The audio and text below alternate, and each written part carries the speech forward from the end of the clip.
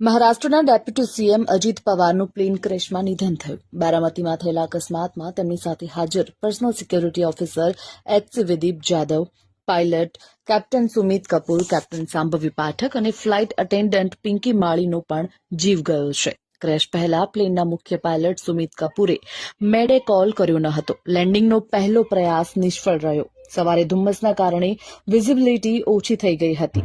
પાયલટોએ Baramati એરપોર્ટના runway 11 પર લેન્ડિંગનો પ્રયાસ કર્યો, જો કે તેમને રનવે દેખાયો નહીં. પાયલટોએ પ્લેનને ફરી ઉપર લઈ લીધું. થોડીવાર પછી ફરી લેન્ડિંગનો પ્રયાસ કર્યો. આ વખતે પ્લેન રનવે તરફ આગળ વધ્યું, પરંતુ જમીનને સ્પર્શે તે પહેલા જ પલટાઈ ગયું અને જમીન સાથે અથડાઈ ગયું હતું.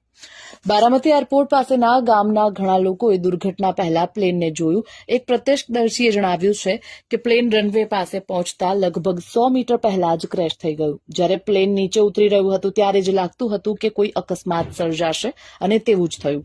જમીન પર પડતા જ પ્લેનમાં 4 થી 5 વાર ધડાકા થયા. પ્રત્યક્ષદર્શી અનુસાર રનવે પર અથડાયા પછી પ્લેનમાં ધડાકો થયો અને ભીષણ આગ લાગી ગઈ.